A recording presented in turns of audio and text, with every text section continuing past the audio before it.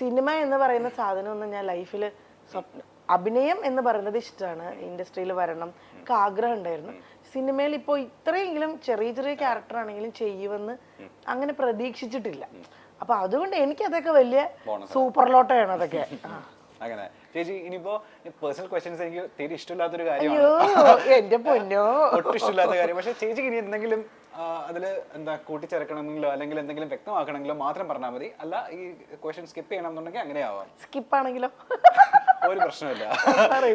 ചേച്ചിക്ക് സ്കിപ്പ് എന്റെ ഫാമിലിയെ പറ്റിയിട്ടായിരിക്കും ചോദിക്കാൻ പറ്റുന്നത്. ഈ പറഞ്ഞ പോലെ അത് ഈ പറഞ്ഞ പോലെ ഒരു സമയത്ത് ഭയങ്കര ചർച്ചയായിരുന്നല്ലോ. ചേച്ചിയുടെ പല ഇന്റർവ്യൂസിലും ചേട്ടനെ പറ്റി നല്ല രീതിയിൽ തന്നെ ചേച്ചി കമന്റ് ചെയ്തിട്ടുള്ളൂ. പക്ഷെ പിന്നീട് ആ റിലേഷൻഷിപ്പ് മുന്നോട്ട് പോയതുമില്ല.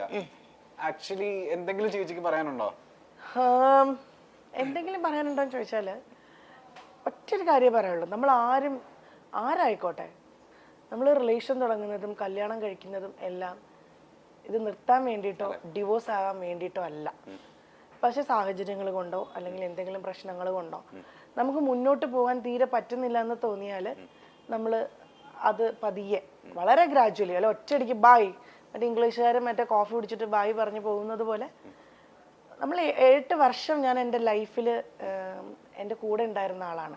എനിക്കത് പെട്ടെന്ന് ഒരിക്കലും നമുക്ക് അതിൽ നിന്ന് വിട്ടുമാറാൻ പറ്റില്ല. ഒരുപാട് സമയമെടുക്കും. അതിനിപ്പം ഞാനിനിയിപ്പം നാളെ ഒരിക്കലും ഞാൻ വേറൊരു റിലേഷനിലാവുകയോ അല്ലെങ്കിൽ നാളെ ഞാൻ വേറൊരു കല്യാണം കഴിക്കുകയോ അല്ലെങ്കിൽ അങ്ങനെയൊക്കെ സംഭവിച്ചെങ്കിൽ കൂടി ഇതൊരിക്കലും നമ്മുടെ ലൈഫിൽ നിന്ന് മറക്കാൻ പറ്റില്ല. കാരണം എൻ്റെ കുഞ്ഞിൻ്റെ അച്ഛനാണത്. ആ അച്ഛൻ എന്നുള്ള സ്ഥാനം ഇനി ഞാൻ എത്ര ഇനിയും തേച്ചും മാച്ചെന്ന് പറഞ്ഞാൽ അത് മാറ്റാൻ പറ്റില്ല. അമ്പാടിയുടെ അച്ഛൻ സ്വാതി എന്ന് പറയുന്ന ആർജയമ്മൻ എന്ന് പറയുന്ന ആള് തന്നെയാണ്. സോ ആ റെസ്പെക്റ്റ് എനിക്ക് എപ്പോഴും ഉണ്ടായിരിക്കും. ഞങ്ങളിപ്പോൾ സെപ്പറേറ്റഡ് ആണ്.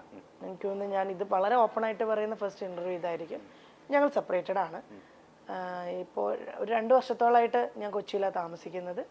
പക്ഷെ ഞങ്ങൾ തമ്മിൽ മോൻ്റെ കാര്യത്തിൽ എല്ലാം പ്രോപ്പറായിട്ടും കുഞ്ഞിനെ ഇപ്പം പുള്ളി നാട്ടിലുണ്ട്, മോനെ കൊണ്ടുപോകുന്നുണ്ട്, കൊണ്ടുവിടുന്നുണ്ട്, മോനെ കാണാറുണ്ട്. അവൻ്റെ അപ്പൂപ്പൻ്റെ അമ്മൂമ്മയുടെ അടുത്ത് പോയി എൻജോയ് ചെയ്യാറുണ്ട്. അപ്പൂപ്പൻ്റെ അമ്മൂമ്മയെ അവന് ഭയങ്കര ഇഷ്ടമാണ്. കാരണം എനിക്ക് അച്ഛനും അമ്മയില്ല. സോ അവൻ്റെ അപ്പൂപ്പൻ്റെ അമ്മൂമ്മയുടെ സ്നേഹം അറിയണമെങ്കിൽ തീർച്ചയായിട്ടും കണ്ണൻ്റെ അച്ഛനും അമ്മയുള്ളൂ. അതിനൊക്കെ ഇനി ഞാൻ ഇതൊന്നും കാണിച്ചിട്ട് കാര്യമില്ല. അവന് ആ സ്നേഹം കിട്ടണം, അവിടെ തന്നെ പോകണം. നാളെ ഒരിക്കലും വലുതായി വരുമ്പം എന്നോട് ചോദിക്കരുത് എൻ്റെ അപ്പൂപ്പൻ്റെ അമ്മൂമ്മ എനിക്കിടക്ക് പോകാൻ പറ്റിയില്ല അല്ലെങ്കിൽ എനിക്ക് എൻ്റെ അച്ഛൻ്റെ കൂടെ അങ്ങനെയൊന്നും ചോദിക്കാനുള്ള സിറ്റുവേഷൻ ഒരിക്കലും ഉണ്ടാക്കില്ല ഞാൻ. ഇപ്പം ഞാൻ എൻ്റെ മോൻ്റെ കാര്യങ്ങളെല്ലാം നോക്കി വളരെ ഹാപ്പിയായി അവന് വേണ്ടിയിട്ട് മാത്രമായിട്ട് സ്റ്റാൻഡ് ചെയ്ത് ജീവിച്ചുകൊണ്ടിരിക്കുകയാണ്. ഇപ്പോൾ നല്ല ഹാപ്പി ആയിട്ടാണ് ഭഗവാൻ അനുഗ്രഹിച്ച് ഇപ്പോൾ പോകുന്നത്. പിന്നെ എന്താ പറയുക, ഇങ്ങനെയുള്ള ഇപ്പം നമ്മൾ ഒരു സെപ്പറേറ്റഡ് ആയിട്ടുള്ള ഒരു സ്ത്രീ എന്നുള്ള രീതിയിൽ ഇപ്പോഴും സമൂഹം വേറൊരു രീതിയിലാണ് അതിനെ കാണുന്നത്. അതിപ്പം ഞാൻ നേരത്തെ ഒരു കാര്യം പറഞ്ഞില്ല, എൻ്റെ ലൈഫിലെ പ്രശ്നങ്ങൾ അത് എനിക്ക് മാത്രം ഞാൻ എക്സ്പീരിയൻസ് ചെയ്ത കാര്യമായിരിക്കും. അതുപോലെ തന്നെ അദ്ദേഹത്തിനും ഉണ്ടായിരിക്കും. അദ്ദേഹം എക്സ്പീരിയൻസ് ചെയ്ത കാര്യങ്ങളും അല്ല അദ്ദേഹത്തിന് ഉണ്ടായ ബുദ്ധിമുട്ടുകളും അത് രണ്ടും കൂടെ ചേർന്നിട്ടായിരിക്കും. അല്ലാതെ എപ്പോഴും എന്ത് പ്രശ്നങ്ങൾ വന്നാലും ഒരാളുടെ മാത്രം മിസ്റ്റേക്ക് കൊണ്ടല്ല. എനിക്ക് എൻ്റെ ഒരു എക്സ്പീരിയൻസിലാണ് ഞാൻ ഈ പറയുന്നത്. 2 ഭാഗത്തും എന്തെങ്കിലുമൊക്കെ കാരണങ്ങൾ കൊണ്ടായിരിക്കാം ഒരു ബന്ധം വേണ്ടാന്ന് നമ്മൾ വെക്കുന്നത്. ഇപ്പോഴും ഞങ്ങൾ ഡിവോഴ്സ് ആയിട്ടില്ല. ഇനി നാളെ ഒരിക്കൽ ഞങ്ങൾ മുന്നോട്ടേക്ക് മോന് വേണ്ടിയിട്ട് പോകുമെന്നും അറിയില്ല.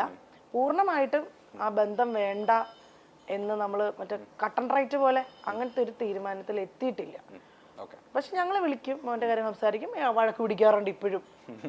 ഇപ്പോഴും ഞങ്ങൾ തമ്മിൽ വഴക്കുണ്ടാവാറുണ്ട്, ഫോണിൽ കൂടെ ആർഗ്യുമെന്റ്സ് ഉണ്ടാവാറുണ്ട്. നമുക്ക് വേണ്ട എന്ന് പൂർണ്ണമായിട്ടും നമ്മൾ തീരുമാനിച്ചാൽ പിന്നെ ഈ വഴക്കിന്റെ ആർഗ്യുമെന്റ്സിന്റെയും കാര്യങ്ങളില്ല. കട്ട് ഓഫ് ചെയ്താൽ പിന്നെ നെവർ മൈൻഡ്, അങ്ങനെ ആണല്ലോ. പക്ഷെ ഇപ്പോഴും അത് അങ്ങനെ പോയിക്കൊണ്ടിരിക്കുക. ഇപ്പോഴും മറ്റേ ക്ലൈമാക്സ് ആയിട്ടില്ല.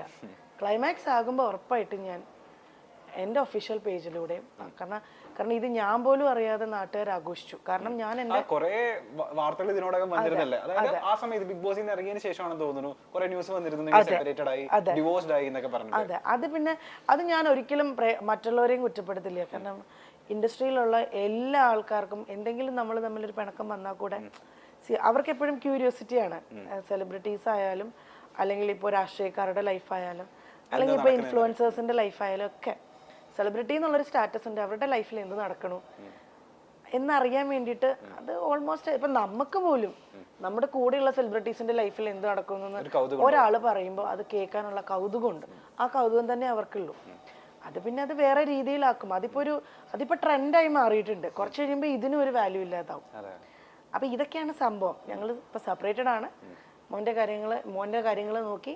മോൻ നൈപുണ്യ സ്കൂളിലാണ് പഠിക്കുന്നത്. 1ാം ക്ലാസ്സിലേക്ക് പോണു. ഹാപ്പി ആയിട്ടിരിക്കുന്നു ഞാൻ. വേറെ പ്രശ്നങ്ങളൊന്നുമില്ല.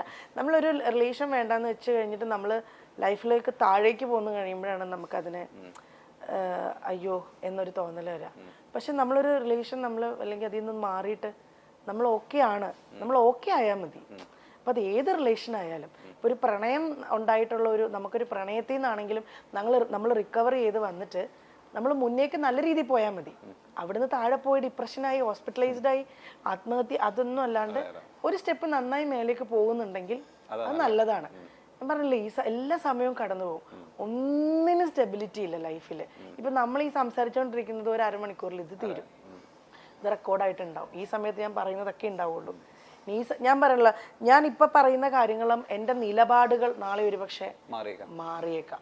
ഞാൻ ഇപ്പോഴും പറയുന്നത് എടുത്തു പറയണം. ഈ പറയുന്ന ഞാൻ ഇപ്പൊ പറയുന്ന ഈ കാര്യങ്ങളൊക്കെ നാളെ ചിലപ്പോൾ ഈ നിലപാടുകൾ മൊത്തം മാറിയേക്കാം. കാര്യം മനുഷ്യരാണ്. നമ്മൾ ചിന്തിക്കുന്ന പോലെയല്ല നമ്മുടെ ലൈഫ് പോകുന്നത്, നമ്മുടെ എക്സ്പീരിയൻസ് പോകുന്നത്. നമ്മുടെ എക്സ്പീരിയൻസിലൂടെയാണ് നമ്മൾ പല കാര്യങ്ങളും തീരുമാനിക്കുന്നത്, അല്ലെങ്കിൽ പറയുന്നത്, അല്ലെങ്കിൽ പ്രവർത്തിക്കുന്നത്, ചെയ്യുന്നത് എല്ലാം. അതുകൊണ്ട് നിലപാടുകൾ മാറ്റം ഉണ്ടാവും. ഇപ്പോഴത്തെ എൻ്റെ നിലപാടിൽ ഞങ്ങൾ രണ്ടുപേരും ഹാപ്പി ആയിട്ട് സെപ്പറേറ്റഡ് ആയിട്ട് ജീവിക്കുന്നു. മോന്റെ കാര്യത്തിൽ രണ്ടുപേരും ഹാപ്പിയാണ്. അവൻ ഹാപ്പിയാണ്. അവൻ്റെ അപ്പൂപ്പൻ്റെ അമ്മ അടുത്ത് പോകുന്നുണ്ട്. അത് ഹസ്ബൻഡിൻ്റെ അമ്മയുടെ വീട്ടിൽ പോകുന്നുണ്ട്. ഹസ്ബൻഡിൻ്റെ കൂടെ വരുമ്പം ട്രിപ്പ് പോകുന്നുണ്ട്. മോനെ അതുപോലെ തന്നെ പോകണം. ഞങ്ങൾ തമ്മിലുള്ള പ്രശ്നങ്ങൾ മാത്രമേ ഉള്ളൂ. അത് മോനെ അഫക്റ്റ് ചെയ്യാൻ ഞാൻ സമ്മതിക്കില്ല. അത് എൻ്റെ തീരുമാനം. എനിക്കറിയാം, ഗംഭീര ആർട്ടിസ്റ്റാ ചേച്ചി. ചെറുപ്പത്തിലെ തൊട്ട് ഡാൻസും കഥകളിയും കൂടിയാട്ടോ എന്തൊക്കെയോ ചെയ്യുമായിരുന്നു അല്ലേ? എന്തൊക്കെയോ ചെയ്യുമായിരുന്നു. ഡാൻസിന് ഫുള്ള് ചേച്ചി ആക്റ്റീവ് ആയിരുന്നു. കലാപ്രതിഭ.